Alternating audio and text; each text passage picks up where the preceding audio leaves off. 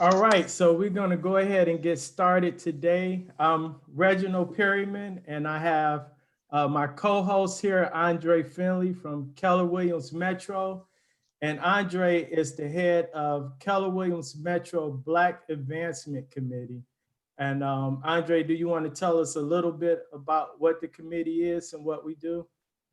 KWBAC, or Black Advancement Committee, basically our function is empowerment. So that is empowerment and advancement for real estate professionals, whether you're a real estate agent, an investor, or any form or fashion where you may make a living in the real estate world.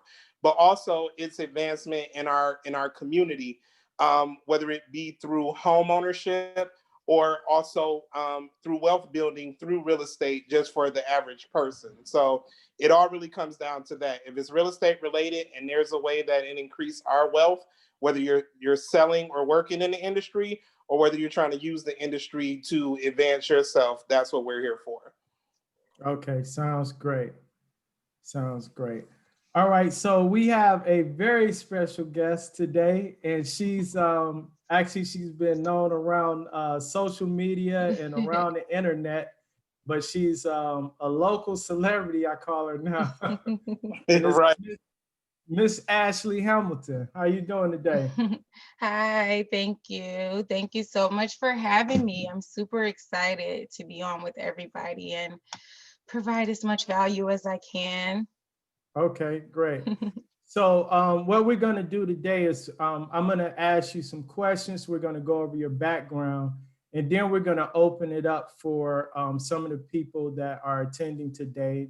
We're going to have you guys type in the chat to ask your questions, and we'll have some questions at the end for Ashley. So Ashley, tell me a little bit about, so when did you get started in real estate? Okay, thank you again.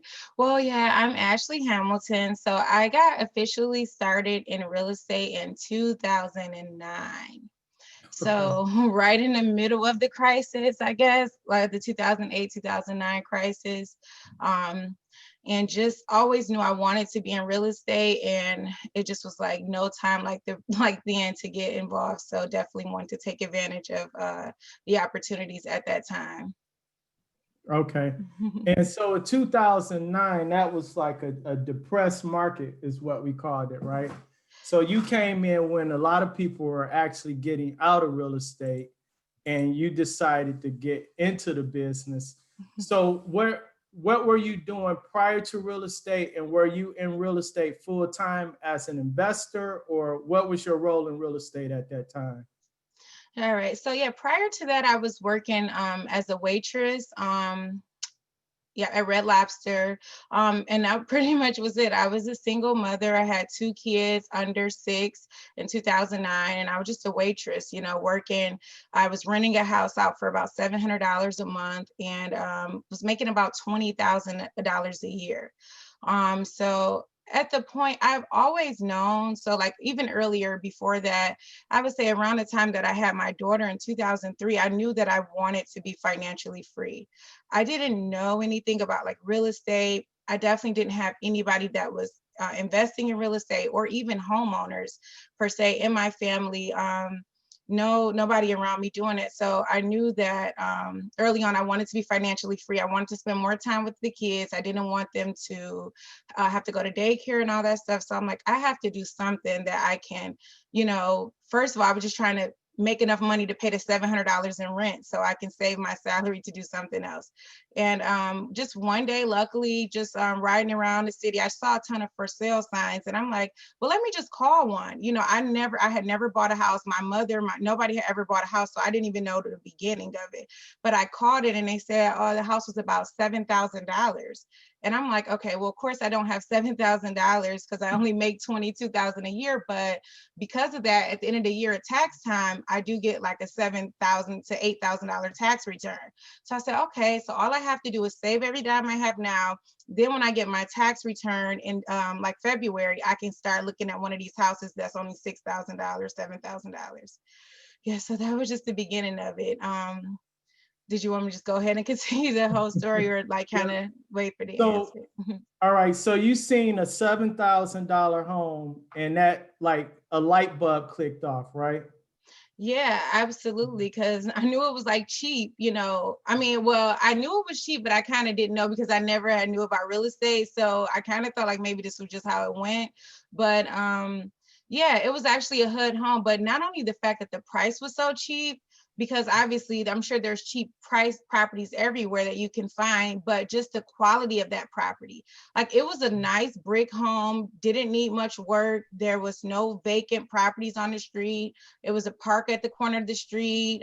Everybody kept their grass cut. So it was the price alone, but the fact that the house itself didn't seem like it needed so much work and it wasn't so bad. So I'm like, yes, I can do this. And then, this can save me the $700 a month I'm paying in rent if I just bought this house. Right. So you just had like the ambition to save up your money. You saw it as an opportunity.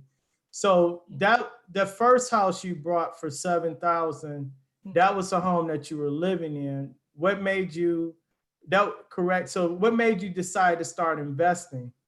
Yeah, absolutely. So the first goal was to eliminate the rent. So actually that first house was it was actually like 6,300 I ended up paying for it.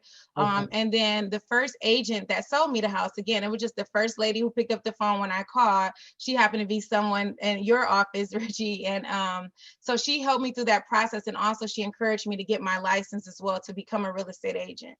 So I was in the process of buying my first home and then getting the first I guess the first width of the real estate world per se. So that's how it all started. But once I did go ahead and buy the house, and I was used to paying $700 a month in rent. So that money still would have been going to rent if I wouldn't have bought the house. So I decided to just continue to save that money versus just like go out and buy new shoes, new phones, new furniture.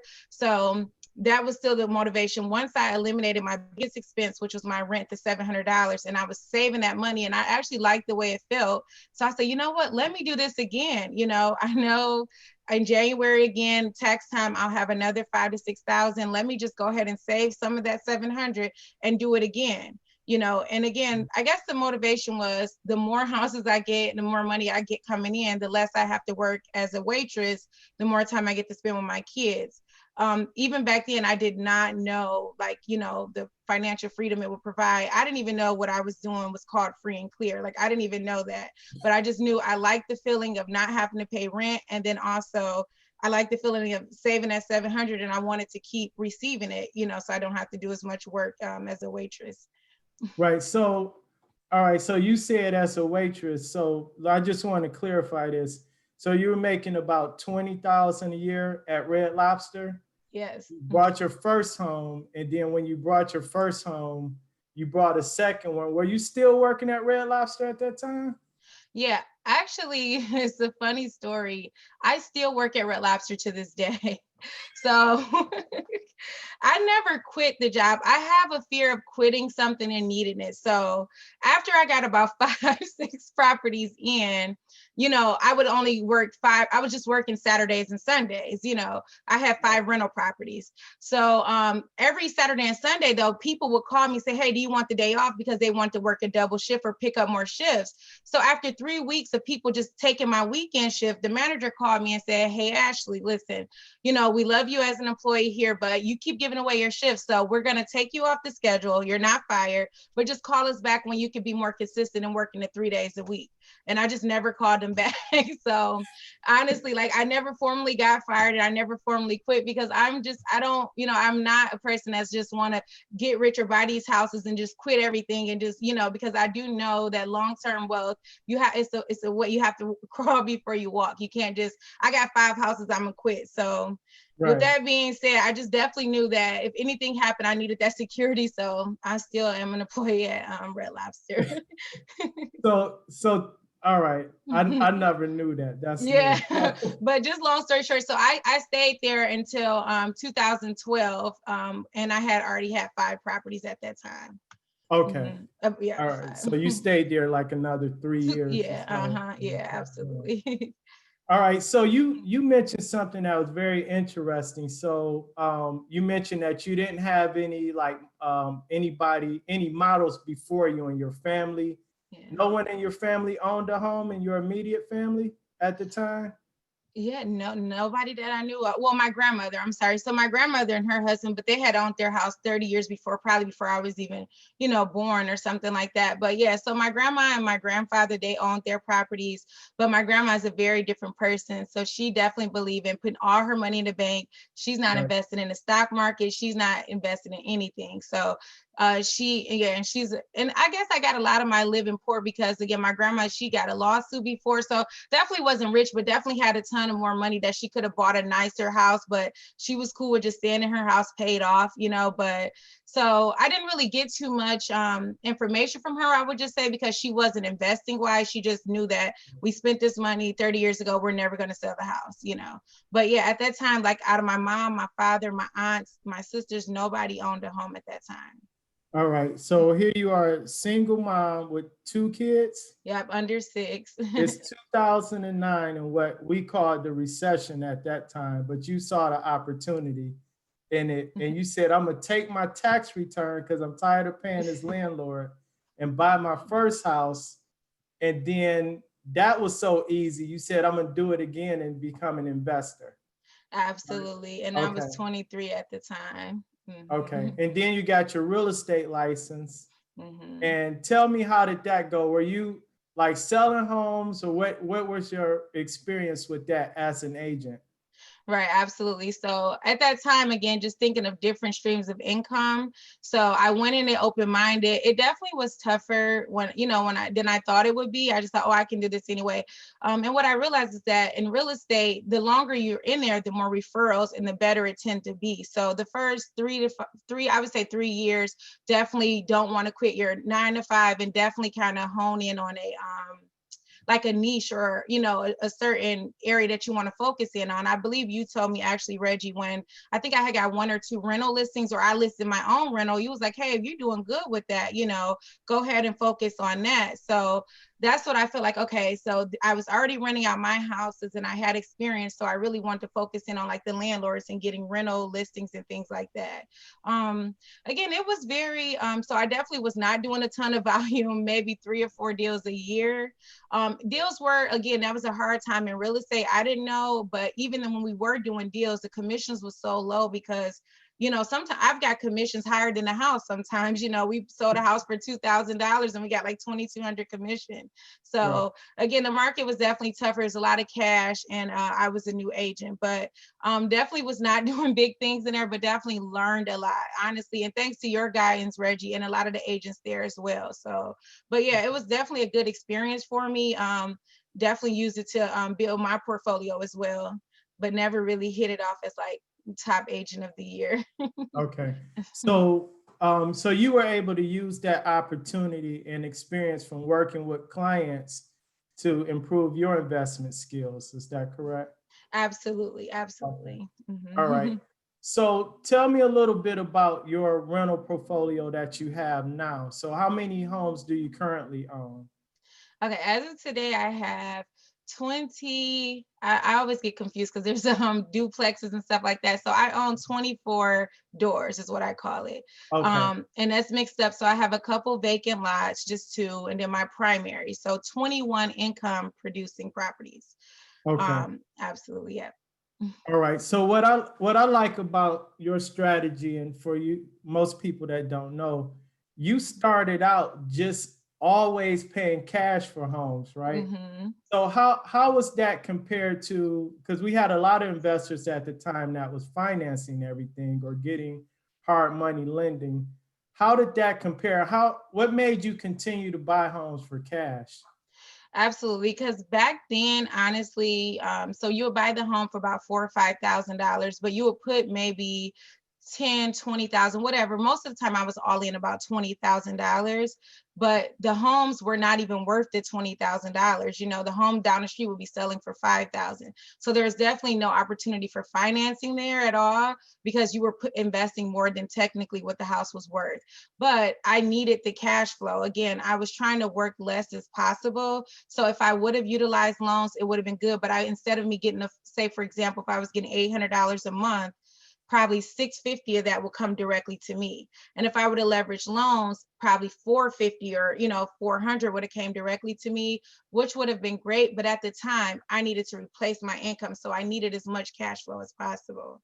So that's why I did it cash the first part of my journey, so the first 10 years. And again, honestly, out of sheer necessity. So me in my position, I don't think I could have went to a bank and said, hey, loan me $15,000 for a house that's only worth about 10, and especially during the recession. So I don't think it would have been possible then. Okay. So I heard you say a couple key points there. So one, you didn't even really know about financing investment properties. Right. So you kind of fell into it, and which was a good thing early on, right? And you mentioned cash flow. So you were buying properties and investing more into the property than what an appraiser would say it was worth, right? But you were investing for cash flow only, primarily, right? Absolutely. And you Okay. know what? It never even dawned on me until recently. And I'm so glad that I wasn't thinking that, because it's like I was spending 20 or 30,000 at once just to get like 700 back. So I'm like, that is weird. Like if I'm so broke, because I'm only I'm not only making 20,000, but I would spend like back then I would spend money on a house, no problem, but I wouldn't even buy myself any shoes. Like, so, but I would just think like that, like if you think about it, that kind of doesn't make sense to spend 30,000 to get 700 back. But I'm glad I wasn't thinking that, because it does make sense when you think about it over 5-10 years or something like that. But Right. yeah, that's exactly what I was doing. So just trying to replace my income. So definitely needed as much cash flow as possible to come back to me. All right. So let's take one. Do you still own do you own the first investment property that you purchased? You Yeah. still own it? Okay. So no, the very first property that I purchased was my primary. Yeah, I still own that, the one I paid $6,300. The very first investment property I bought was a property that I purchased from my mom.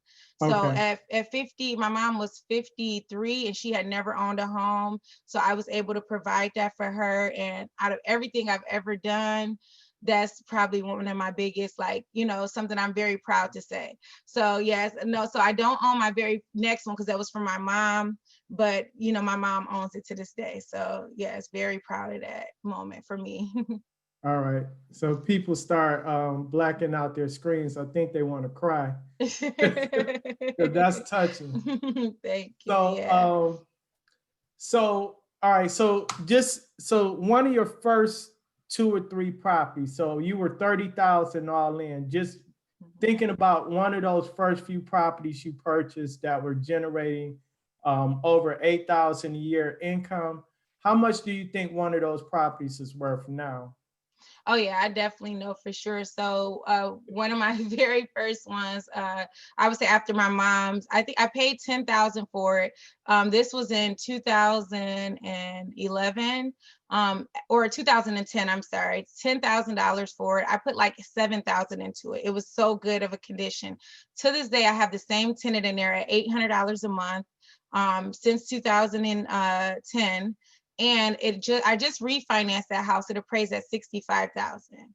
Okay. But I think I've made over 65,000 just off the rent alone. Right. So that's really good. But yeah, I did want to just back up a little bit. I didn't know if we were gonna, go into that next question, but just talking about like the first half of my journey and how it was like just buying strictly cash. That Right. continued on for 10 years. And basically in 2019, which was just last year, is when I started leveraging financing and hard money lenders and all type of other lenders. And I was able to buy 11 doors just in that year by leveraging financing and stuff like that. So the first part of my journey from 2009 to 2019, that 10 years, I had only owned 10 doors, basically buying them cash, one a year. And then from 2019 to 2020, I actually added 11 more doors. And then that's when I realized so that I didn't, like I said in the beginning, I never knew about financing or anything. So in 2019, I realized properties are going up. The market is definitely changing. Reached out to a lender, was able to refinance 4 properties really quickly, and basically use that funds to, continue to invest now, purchasing properties and stuff like that. And that's how I got up to 11 that, quickly in 1 year. So basically doubling my portfolio just in 1 year. Okay. By using the financing and stuff like that, hard money loans and things like that. Okay, so you did all of this without any like mentorship, coaching, without no one really like showing you exactly what to do or how to do it. You didn't have like a rich family or an uncle that was giving you money on the side, just strictly Red Lobster and tax returns. Yes, absolutely. That is true. Wow. And it's a blessing. Honestly, I get in the beginning. So I used to, as a kid and stuff, just coming from the background, I would get let down a lot, whether it's just, oh, I'm gonna get a new pair of shoes for my birthday, then my birthday come and I don't get them. So I don't know if that, I just don't like the feeling of being let down. So I'm like, well, you know what? Only thing that's for sure, like I know I can reach out to people, but only thing that's for sure is that I got me. I know that no matter what, I can depend on myself. So I needed to put myself in a position that I can depend on myself. So again, definitely would love to have reached out to people, but it wasn't really like the YouTubes, the social media like that for mentorship. So at that time, I'm just like, I just have to get in any way possible, So if I met somebody, which I just didn't meet anybody at the time that was really doing what I was doing, so I just had to just not stop and just say, no matter what, let me just figure it out the best way I can. That's good. All right, so let's talk about so you mentioned now that you're financing, and me and you talked offline before about the Burr process.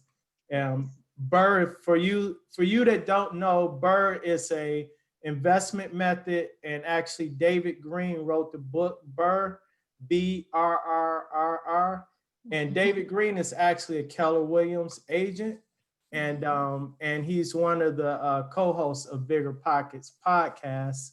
And so you're utilizing that strategy now for your investment portfolio. Is that correct?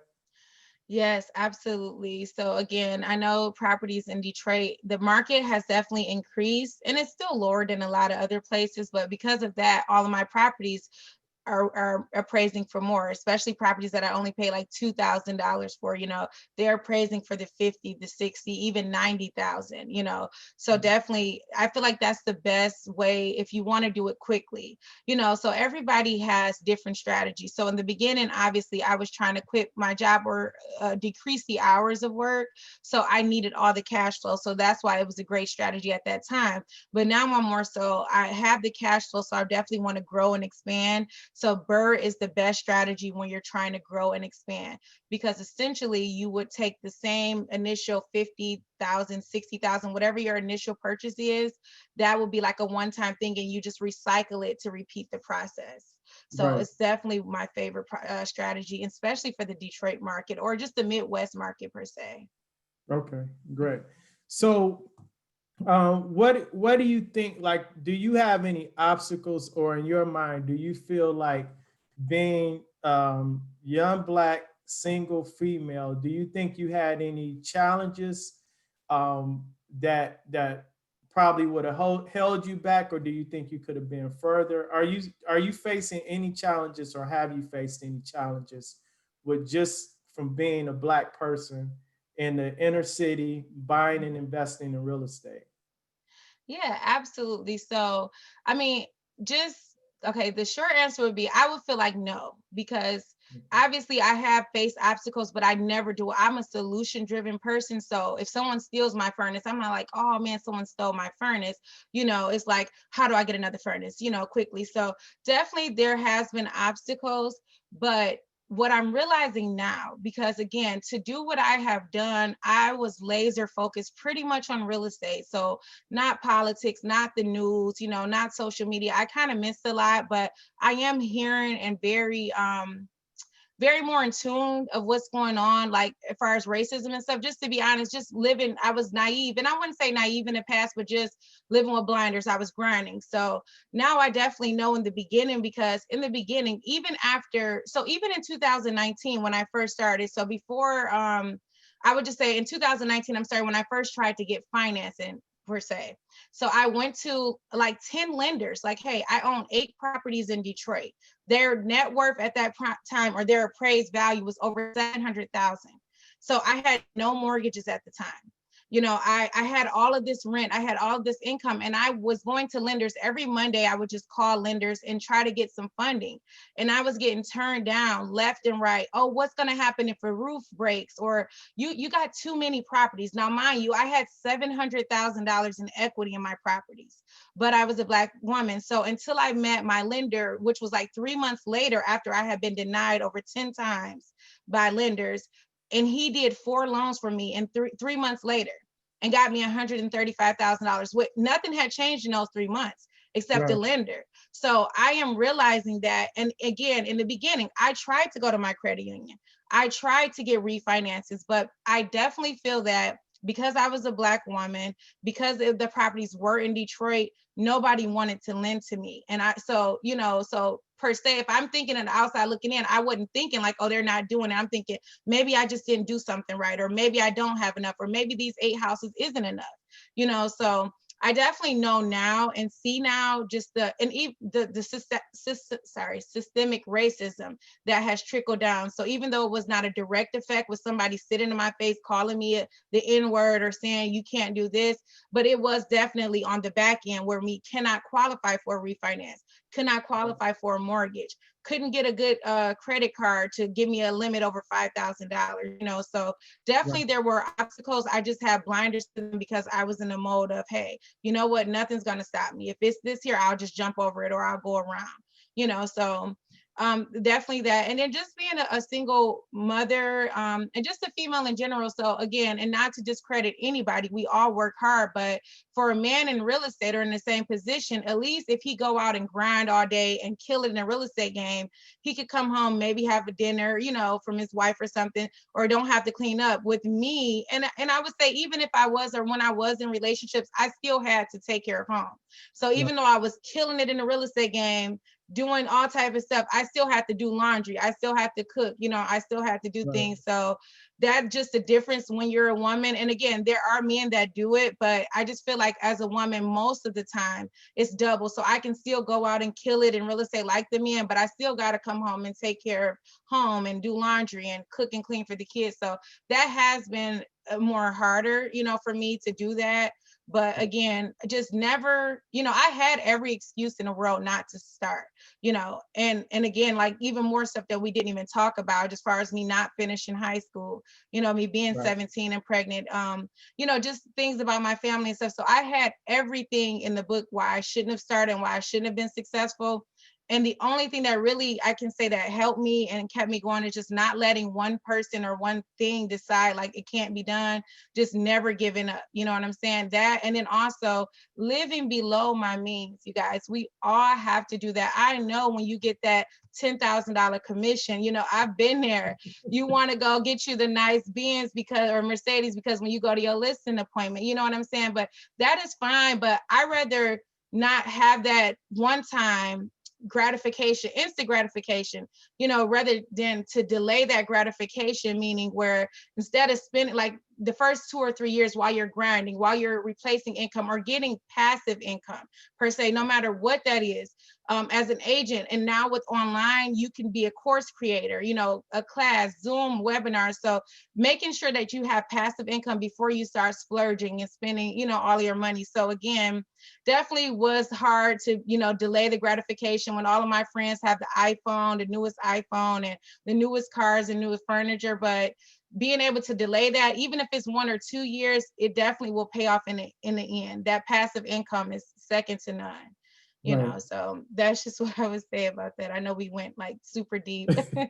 No, that's fine. So you faced some obstacles. You came up in a background that didn't encourage home ownership, or there was no examples around, and you fought through it, right? Absolutely, yeah. And now you have tons of real estate properties, and even it sounds like, so even when you were applying for loans, you had the credit score, you had the assets, and either, now, did you understand the loan process when you were applying for these loans?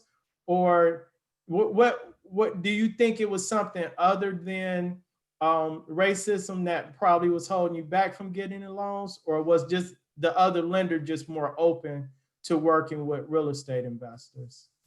Yeah, okay, definitely that's one thing. So my lender was real estate friendly, Okay, but yeah, so definitely that. So I honestly now I did not know the loan process, so that is true. But I practiced and I taught myself. So every Monday from 3 to 4, I was calling lenders. So that's how I had talked to 10 lenders. So every lender I talked to, I would be more confident and know a little more.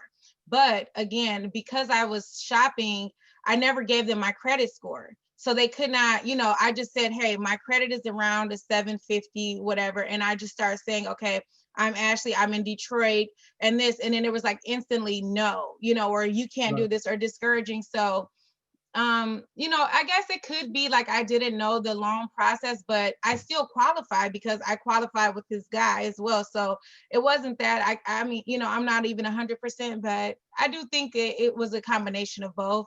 I right, definitely didn't know the process, but once I learned the process and saw it, it still was definitely something there, whether I knew it or not. It was something there what made them not, work with me. And the only thing that was visible was my color, because I did not, I was just showing, hey, I got Credit Karma if you would like to see this. And I don't mind you pulling my credit down the line, but just trying to get pre-approved. And then a couple people that I actually did have them pull my credit. Again, nothing had changed in the 3 months.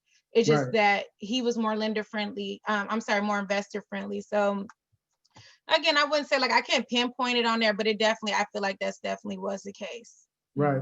So you mentioned something too that stood out. You said every Monday from 3 to 4.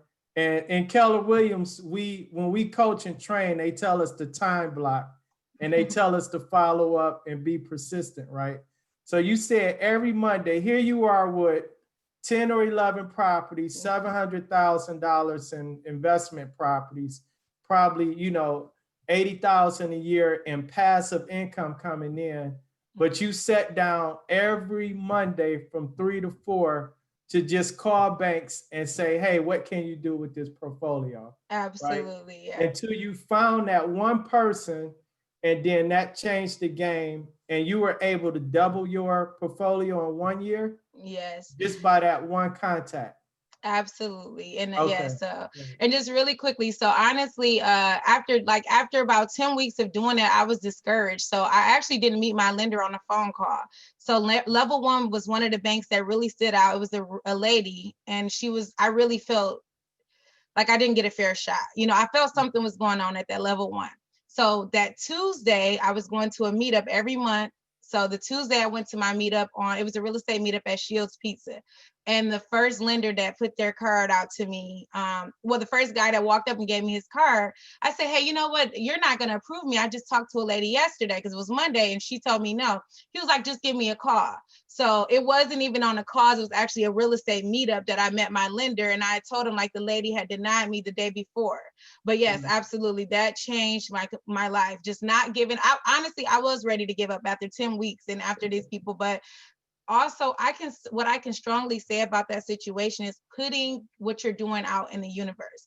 I think I remember you telling me that as well. So I'm like, now everything I do, no matter what, I can be walking down the street, somebody can be like, excuse me, ma'am, you dropped your shoe. Oh, no problem, I do real estate. Like I just want to throw it out no matter what anybody knows, so that it can kind of attract. Right. So I definitely feel like me calling lenders every day, even though I did not get successful, that attracted that lender to come to me at that meetup and was able to change my life. So definitely tell people what you guys are doing, whether you're investing, property manager, or an agent, because you just never know how that person can help you.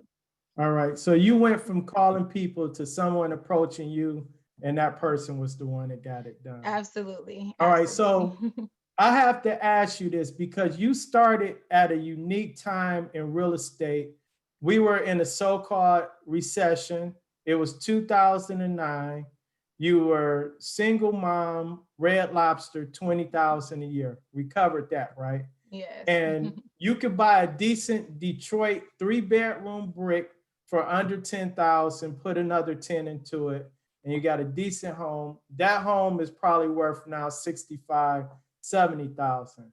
So here's the question. If you were starting over today, 20,000, because you're still not technically fired from Red Lobster, Right. $20,000, single mom, working at Red Lobster in 2020, do you think you can do it all over again? Absolutely. All Yes. right. And the reason why is because what I did not have is YouTube, Instagram, guys. I teach this. I offer 30-minute calls. Like, you have access to so many people podcasts. So definitely. But the unique thing is, so the thing that's different is back then you had to have cash. But because the market is more expensive now, you can qualify for a loan. So I could qualify for a loan at this point. Well, maybe, maybe. So I may have to reach out to credit if I'm lacking credit repair or good credit history, Right. then I would have to reach out to a credit repair. But again, nothing would be stopping me, especially with the access to information I have. But the more beautiful thing about it, if I just said, you know what, let me just save up for 3 years because I'm only making 20,000. So let me save 10 or 15,000 a year and just buy it cash again. The beautiful thing is once you get that first loan, you can qualify for a refinance, which we would, and these homes are appraising, or you can qualify for hard money, which back then they weren't existing in Detroit. So Right. you may not be able to start the free and clear route if I'm just in my exact same situation, but I would have been able to qualify, or I would be able to qualify for a loan pending that I had a decent credit score. Right. Because a So lot of lenders at the time and even now, they won't even do loans under under 40, 40,000. 50, yeah, absolutely. So, So I'm sorry. So I had, and what I learned in a podcast, Bigger Pockets, was that when you have markets, even though like the standards, so like the big banks, Bank of America, Chase, they may not loan under 50 or whatever, but there's always a mom and pop bank or a credit union that's servicing the area, and they are aware that they know that homes aren't appraising for much, so they are able to wiggle and move their standards around just a little bit. And that was another thing that I found just on the internet. So I have found a local bank here that does do loans with really no minimum, as long as the fees aren't gonna put you in a bad situation. And okay. Lake Michigan Credit Union. I'm sorry, it's a credit union. But Okay. yeah, they are one that's servicing the community and have adjusted to all the Michigan prices and the low appraisals and stuff. And they still are helping people all the time, especially my clients too. Okay. All right. So what do you like most about the Detroit market? I love so the rental rate as opposed to purchase price. So there was a study released recently that Detroit is #1 in the return of investment when it comes to rentals, far as cash flow to your purchase price. So even, and then that's the thing. So even back in 2009, I maybe 10 or 11, when I purchased one home for $1,900. That same home I still rented for $800 a month. And you would think like the tenant could have just saved up for 2 months and bought the house, But so that's how strong the rental market was even back then, when you could buy a house for 2 months rent. People were still renting out my houses for $800, back then. And then just along this journey, this 11-year journey for me, I have never had a vacancy over 30 days, unless it was the reason. So unless we were waiting on renovation, but as far as a house that was available, never had a vacancy over there 30 days in 11 years. And then also when I list a property for rent, typically have to take the property down within the first 24 hours because I get about 70 or 80 inquiries in the first day, So our rental market is, the demand is very high, and then the price that we are getting for rent is very solid. Okay. So do you currently manage your own properties, or do you hire a property manager, or? Yeah, absolutely. So I manage my own properties from day one. And that's how, so I didn't even know there was a property manager. I didn't even know that was a job. So it just all started basically listening. Sorry, I see questions. I don't know if we were going to answer those later or Yeah, something. Okay, sorry. I'll Okay. jump in, I didn't sure. want to be rude, but no, I'm sorry. So yeah, ever since day one, but actually I didn't even know what a property manager was. And then that actually trickled into me becoming a professional property manager and managing for other people. But Reggie, one thing about me that's the same that was in 2009, even though I'm almost at over $2 million in real estate, I still work my 9 to 5. I work for a bank, the same bank that turned me down for a loan, you guys, but I still work. I don't know why. What's the fear? I'm very humble, not bragging. Right. I know I make more than my boss's boss, but I still go to work every single day. And I don't know if it's the fear that if I quit a job, then, because I always know, I don't want to be too full of myself, like, oh, my rental is going to take care of me forever. So I definitely just want just some kind of security, you know what I'm saying, with the job. Right. But I don't know. And I feel like because I'm still young, again, definitely don't want to be full of myself. I feel like if I start thinking like, oh, you got this, you got that, then things could go south for me. So still trying to keep myself humble. But yeah, I still work at not Red Lobster. I'm sorry, I still work for the bank today. That's one Okay. thing that hasn't changed. I haven't quit my 9 to 5 yet. All right. So, but it sounds like even whether it was Red Lobster or your current bank job, you just invested the money to create passive income, and you're just using that. You're not really spending that investment money. You're just reinvesting it over and over Absolutely. again. Okay. Yeah. So one thing about me and then I wouldn't say all, but as a Black person, because I'm building this legacy for my whole entire family, my whole entire generation. So there's no Ashley Hamiltons before me in the form of grandparents that have left, real estate down. So I have to, so I've been not trying to brag. I actually did retire at 27. I decided to start back working at 30 because I knew like, hey, I'm taken care of, but let me help these kids, and then what about their kids? Because again, once I'm gone, I want to make sure that this legacy live on and that all my hard work wasn't just for me to look good on Instagram and retire early, definitely want my kids to have that same luxury and then their kids. And then also reach out to people in my family or just people in my community, helping, giving back. But as Black people, I feel like we definitely are lacking the knowledge, as far as not the book smarts, but just the business smarts. And I wouldn't even say not because we're interested, it's just a lack of availability. So definitely want to change that.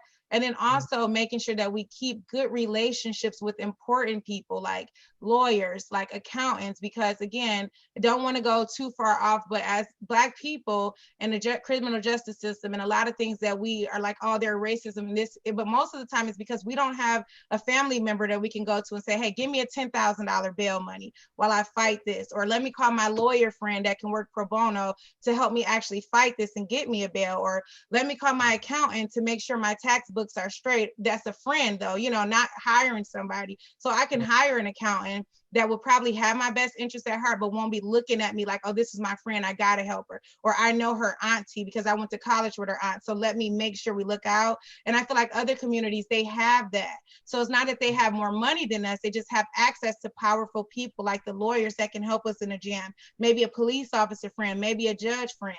And again, don't want to talk too much, but I always say like for the younger kids that I teach, hey, I bet you can call 3 people that if you needed a gun or some drugs that you can get for free. But how many people can you call to get you $500 or $1,000 to get out of jail? And they're like, none. So as a community, I want to, and I know I'm way before, I don't even know enough about it, but I definitely know that we are not bad as the world sees us as, but because of the systemic racism that we had to adapt. So definitely want to be out here talking to people, helping as many people as I can to educate us and help us better that situation. That's good. So I just So have to say that. you mentioned too, what it sounds like is one of the things you see lacking in our community is that network, right? So in real estate, like in sales coaching and training, they always talk about our sphere of influence, right? Who are you around? Who can you rely on in your network and things of that nature? So in your family, you went from a family that hasn't owned a home in 3 generations. Nobody in your immediate family owned a home. You became a homeowner and you own multiple properties, and you even reached back and brought your mama home, and you're leaving your kids a home. So now in your family, you're that go-to person. Absolutely. All right. And I'm That's very good. proud of it. That's Yeah. good. So I'm gonna ask everyone if you want to type some questions in the chat. I'm gonna ask this first question from Eric Jenkins. He asked, what type of collateral is needed for these hard money loans? And how are you finding these sub 10K units? How are you securing them while they are Under renovation. Yeah, that's a good one. Okay. So just so with any lender or any situation where you're looking for funding, so definitely just it's a free call, and people pay me to talk to me on my coaching calls to ask lending question. I'm like, I'm going to tell you the information, but still call them. It's free. So when you're doing hard money loans, every company is different. I found Kogo Capital, and I basically just had a call with them like on a Monday, my funding time. What are your qualifications? So that way I'm kind of putting myself out the situation. So in Detroit, for example, Kogo, their qualifications is they want the ARB to be, they want your purchase price to be, or they'll only fund up to 50% of the ARV. So for example, if your house is, the after repair value is going to be 100,000, they would only fund up to 50. So you just got to make sure you find a house, whether it's wholesale, that can fit that box. So basically just reaching out to every hard money lender, figuring out what their requirements are, and then going out to find those things. But personally, all I needed was a business, a LLC, a EIN number, because hard money lenders only lend to them. And then just the property that was in Detroit that appraised for more. Like that was pretty much it. It's the house needs renovation. I have a decent credit score, but honestly, they didn't have a minimum credit score, and they're looking at your experience as well, so they always ask me like, what have I done in real estate? But that's typically all the qualification is really depending on the deal, and then making sure you have some kind of history if you're lacking like with the credit and stuff like that.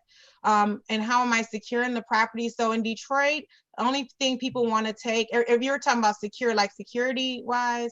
Yep. Yeah. Okay. Yeah. So the only thing people are taking is the furnace and hot water tanks. So obviously in the summer months, we just don't put them in. Now that it's getting cold here, we go ahead and hire a company like Dogs we've been using, or VPS, to have the steel window and door guards.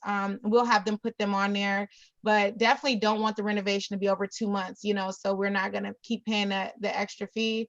But that's pretty much it. In the wintertime, since we got to keep the furnaces in there just due to cold weather, just go ahead and either secure the property with your boards. But I've left tools and stuff in houses. Typically, that's all they want is the furnace and hot water tank. So just to clarify that, so hard money lenders, each lender is different, and they're basically loaning you money based on a deal. It's not so much about your personal credit, but some lenders do require you to have a minimum, but it's just a loan to value scenario. And that loan to value is based on the acquisition cost, the purchase price, and the renovation cost, because most hard money lenders are going to loan you the acquisition plus the renovation costs as well. But you said the one you're using is 50%. So if it's $100,000 home, the most they're going to loan you is 50,000, and you may have to come up with the rest. If you need some more, right? Yeah. And then for the securing the property, you mentioned just make sure you don't put the items that they're most likely to steal. You want to put them in last when you're getting ready to put an occupant in the property, right? If not, if you're putting those items in there, then you're going to have the property secured with VPS or Dogs, right? Absolutely. And that's typically in the winter months, because you don't want to cause yourself more money if the pipes burst or something like that. So that's why we would have to put the furnace in early, just in the winter months.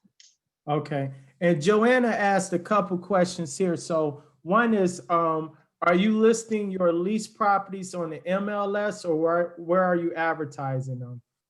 Typically Zillow Rental Manager. Right. I've been doing. Reggie gave me this. I think it was called Postlets in the beginning, Reggie. Yeah, it used to be. Yeah, he turned me on to them, and I've been using them ever since. But just now, because of the amount, I manage 52 properties total, so I get a ton of referrals. So a lot of times, I very rarely have to list them on Zillow. I just be a referral base, but if I do, that's the first place to look. If it was a situation where the demand wasn't high, then definitely I would be putting them on MLS. Right. Okay. And you brought up a point too. I don't think we mentioned that, but you also do property management, right? For some of your investor clients that you. Yeah, okay. Absolutely. All right. And one of the questions looks like Joe asked, are you finding properties on market or off market to build your investment portfolio? And are you buying distress? And how are you finding reliable contractors? That's a good one. Okay. Yeah, absolutely. So yes, all of my properties. So I have MLS access because I'm a licensed agent, but all of my properties I typically source off Zillow first. I know it's weird. I don't want to, take anybody's job. I still send people to agents. I still have to go through agents, but I'm just searching Zillow 3-4 times a day because it's more easier for me. Where the MLS, I probably search 3 or 4 times a week. So I always find them on MLS first. I have had a couple of wholesale deals that I've done. Typically, they were with my investor clients. All of my properties out of the 11, except for 2, were off MLS. I found them on Zillow. So most of them were on MLS. One of them was like auction.com, but still it probably was available on MLS as well. So that was the first question. He said, were they distressed, or what was it about? Yeah, were they distressed, like bank foreclosures, or where they basically, like, were they bank foreclosures or any type of distress Stress sales? property. So, I think that someone put Zillow for sale by owner. So no, they're all been on Zillow, like agent listings. So a couple have been bank owned. There are not a ton of bank homes. At least I'm not seeing them in HUD homes, but most of them, I guess, is just like agents. So mostly another real estate investor selling, or, someone from out of state selling, but definitely they're not like move-in ready homes, flip home. Definitely need some work. And I prefer to do work because I can, get more equity into the property, if that makes sense. But I always tell people I don't discriminate, because people like, where do you get your deals? Like, I would buy my deal from a 2-year-old with a deed if the deal makes sense. Like, as long as the deed is there, and if the deal itself, I don't care if it's auction, I don't care if it's tax foreclosure, I don't care if it's HUD, I don't care if it's for sale by owner. As long as that property is good and the deed is there, I will get it.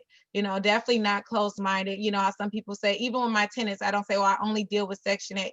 I'm open-minded. I need the easiest solution that I can secure this legacy for these kids, so definitely not just closed-minded, like, oh, I can find one deal every couple of months. I want a broad range, mostly just making sure the neighborhoods are safe for the family. Right. So just speaking on that real quick, what is your investment strategy? Because it sounds like you're not looking at, your investment strategy is not necessarily to buy and flip. You're just, at this time, you're just buying a whole, although you have flipped some properties, quite a few, but your strategy is to buy and hold. So you're probably willing to pay a little bit more for properties than someone is looking to buy and flip. Is that correct? Absolutely. Yeah, Okay. absolutely. So my strategy is buy and hold. So I do have this strategy called like reverse flipping, I would say. Not going to go too much into that because I'm going to teach that in this course that I'm doing.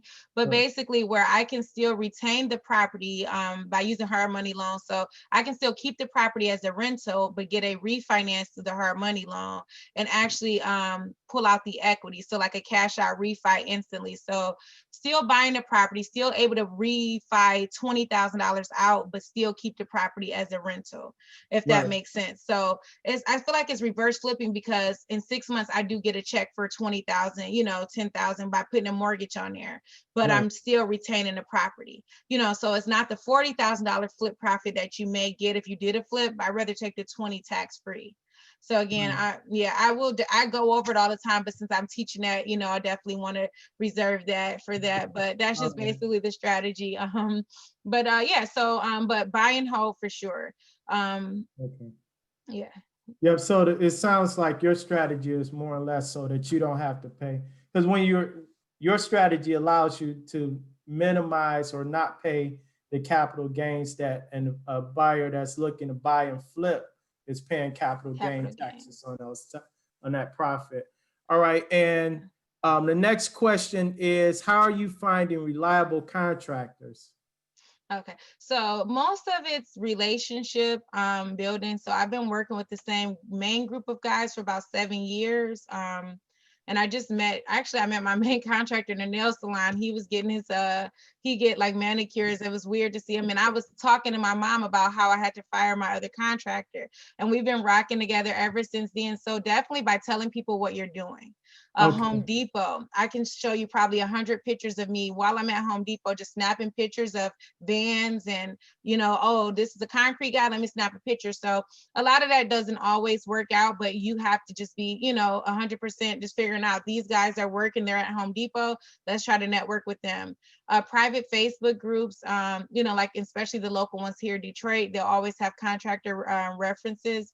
But I feel like with me knowing your process though, it doesn't really matter. So kind of like McDonald's. So for example, I have a system in place for my renovations. So I can plug in any contractor because I already got the system in place. So just like McDonald's, they can plug in any person, whether they're 15 or 26, and still get the same result because their system is in place. So instead of me relying 100% on contractors like I used to do in the beginning, I know what I want. You know, I just don't know how to do it, or I probably do know how to do it. I just don't feel the value. So I know what I want. So now I can kind of plug in anybody and kind of train them into the system. So again, it definitely is trial and error. You know, I've done over 100 renovations. So, you know, it definitely takes time. And again, I'm going to be teaching stuff like this as well, Right. you know, so I can just be more broader and kind of tell you guys about it.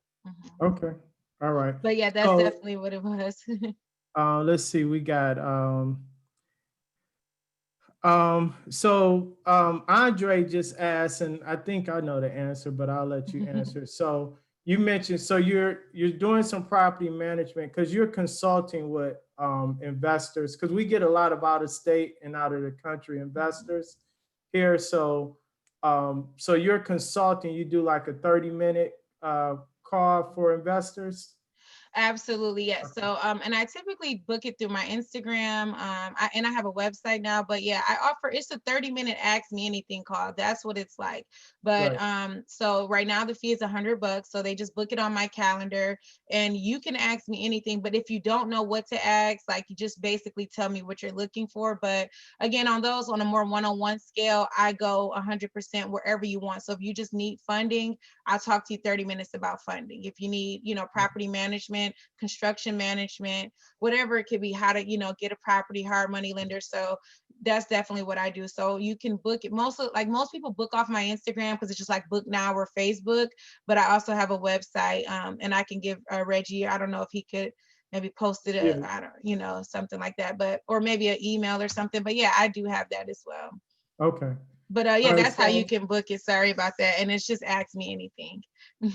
okay, so you went from, I just want to backtrack. You went from single mom working at Red Lobster, 20,000 a year, to buying a home, buying investment properties, passive income, you doing property management, and you do some coaching, consulting, right, for investors, and you're still employed technically at Red Lobster, and you still work your bank job. Yes, and I got 52 units that I manage in the property management. Okay. I manage renovations, so I'm managing 5 renovations now. 2 is finishing up, so I got 3 more renovations to manage on top of all of that. And then I help people. I mostly help people on the wholesale side, like if I'm helping them acquire properties. So Right, still dealing with agents, but kind of like a middleman for them. So right, yeah, I do that as well. And then I have a master class that I'm teaching because I'm right. trying to be an influencer as well on Instagram, I guess. Okay. Well, you're So influencing already, so a lot of people are following you. I follow you on Instagram. thank I see you. them. Yes, All thank right. Does you. anybody have any other questions before we wrap up? If you do, just put them in the chat, and we'll give you guys a few minutes here.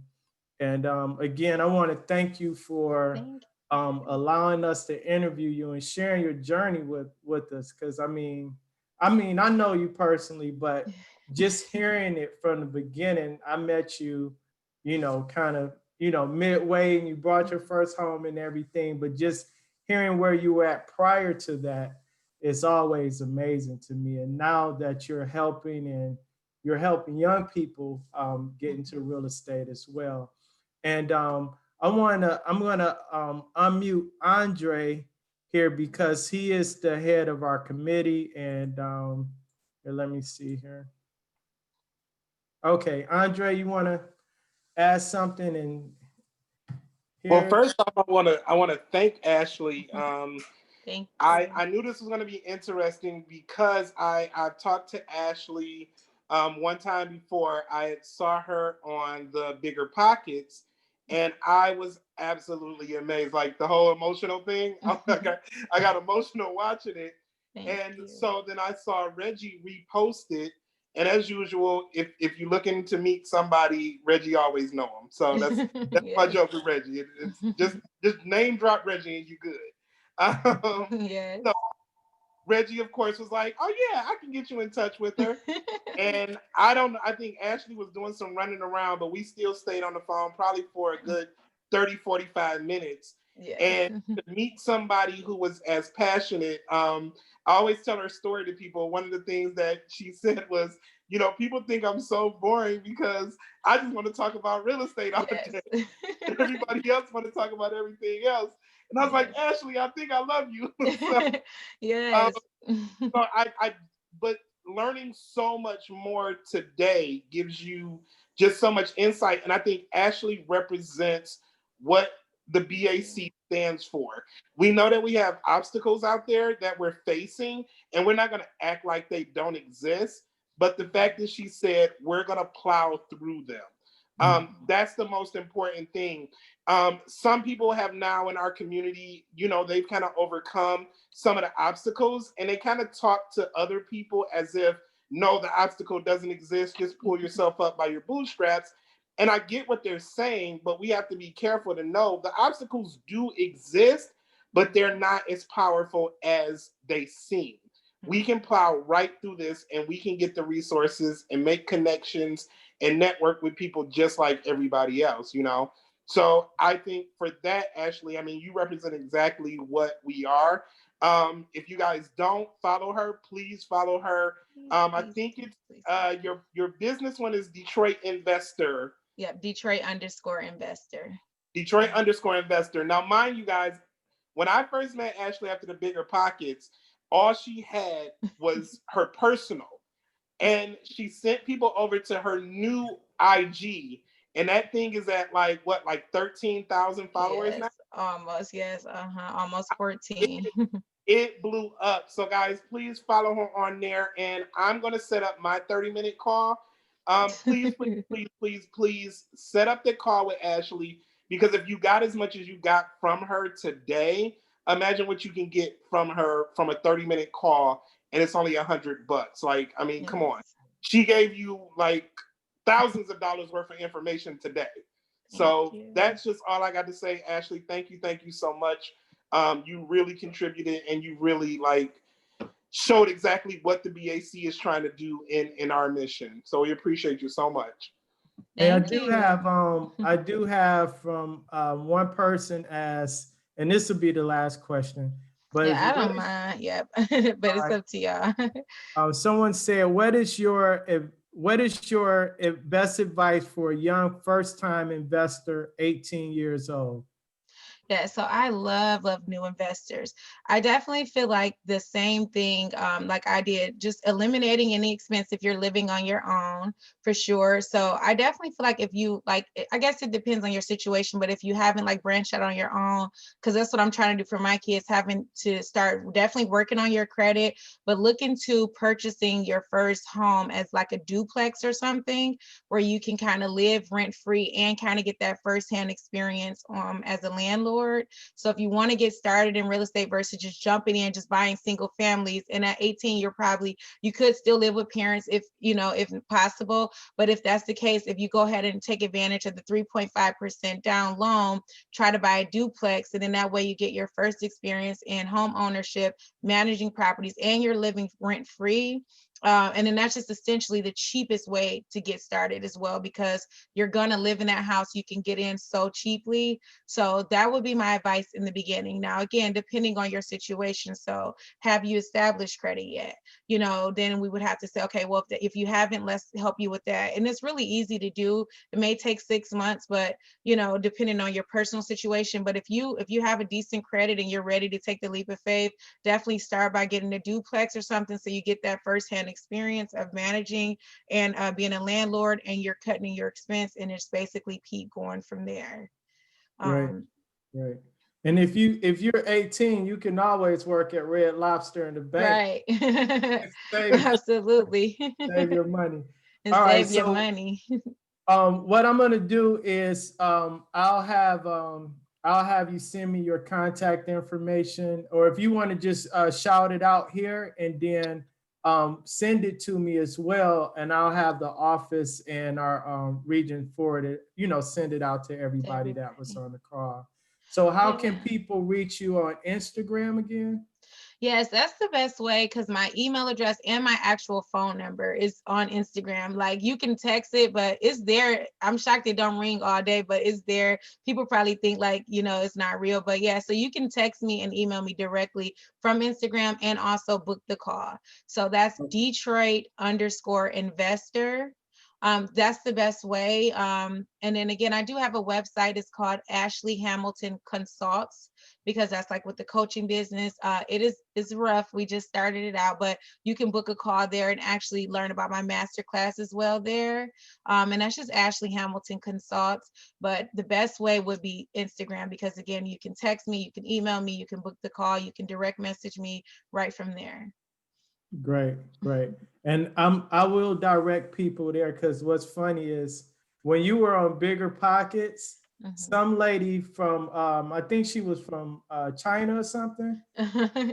She called me at 9 p.m. at night, called me direct on, I don't know how she got my cell phone, and said, "Do you know Ashley Hamilton?" And it was like the weirdest call I get. And at that time, I hadn't spoken to you for about 2 or 3 months. Yeah. So, and then people would just call me like, "Can you put me in touch with Ashley?" So I'm going to tell you, just go to Instagram. Yes, But, yes, definitely. yeah, And that's that was great. funny because that's what happened to me. Like the day my interview came out, people were calling my personal phone, my email, it was just crazy. And I'm like, how did you find it? So what happened was they were looking back at listings that I had, I guess, like old listing. That's what one person told me. Like, I saw a property you listed on Zillow, so I just called the information there. So that's probably how they were finding me. But yeah, I was getting those calls back then as well, like just random calls. But thank you guys so much. It's really been an honor to be here. Honestly, my passion is helping and giving back. The money is an added bonus because I do still have kids to take care of. But honestly, I make sure that everything I do is definitely cheaper than what other people are charging, but the value is going to be way worth it. So even if it's just a credit repair specialist that I got to save you 10%, that's going to be the $100 right there. Whether it's the Fund and Grow people that I had got me $94,000 in business credit, just in 17 days. So even if you get business credit, that's going to be worth the $100, guys. But again, definitely want to provide value, want to help the community as much as possible, but I do have to make, some kind of money because I got these kids. But definitely, it's definitely not about that. So even if it's not on a personal one-on-one call, if you just have 1 or 2 questions, shoot me a direct message. Again, I will still answer and try to help out as much as possible. Definitely. All right. All right. Thanks a lot. And have a good evening, everyone. And we will be in touch. And stay tuned. Andre will be putting together more Zoom chats and events like this in the future. All right. Have a good one. Bye, everybody. Thank you. All right. Thank you, Ashley. See you You're guys. welcome. See you.